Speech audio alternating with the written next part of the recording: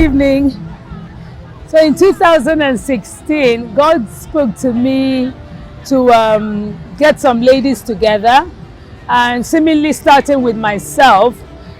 The whole vision and how God played it out to me was taking care of the people that He would send to us and keeping our hearts busy and our time busy.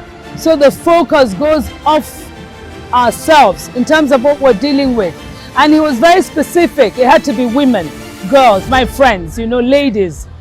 And so that's how we started. So I got a few friends together and said, the Lord said we should love another people while trusting Him to take care of us.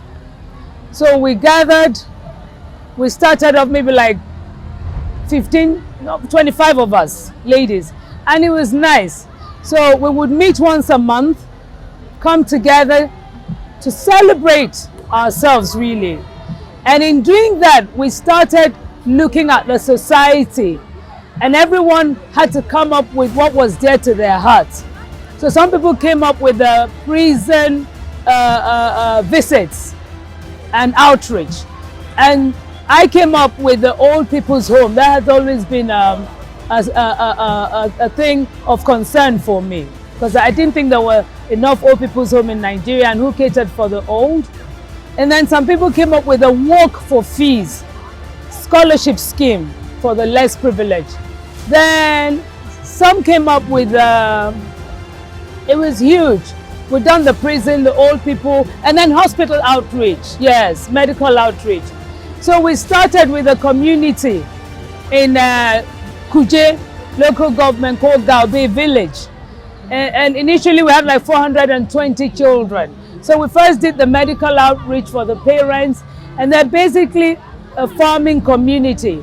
So children don't tend to stay in school as soon as they're strong enough to farm. So we started and we had 420 children. As expected, they didn't take it too seriously. So we whittled it down to 13, the most interested and academically sound children. So we stayed with those, and we've stayed with them the 5 years. And some of them have come from junior secondary school to senior, and now going into polytechnics and universities. Then from there, because it was only 13, we now spread our tentacle to everywhere. So now we've got children all over Nigeria. Well, here mainly in FCT, because most of us are here as members. And then Lagos, Bayelsa, we just have Jos, I think Kaduna. We just have children spread all over the place.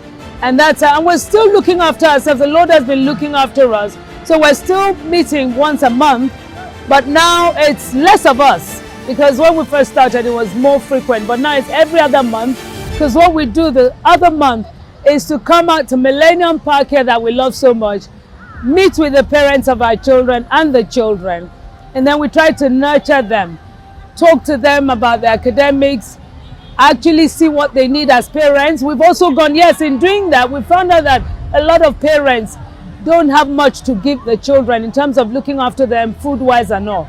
So we decided, we announced it, opened it up, and about 4 mothers were interested in the seed, trade seed that we thought to do. The ones who had business, just ideas, or already had business but needed some influx of funds. So we started with the 30, and it's grown. This month is 1 year, and we've seen them successful, that they even today somebody won an award for being the best business person. They had more profit out of the 4. And so January we continue. So we're happy, we're blessed. The Lord is taking care of us.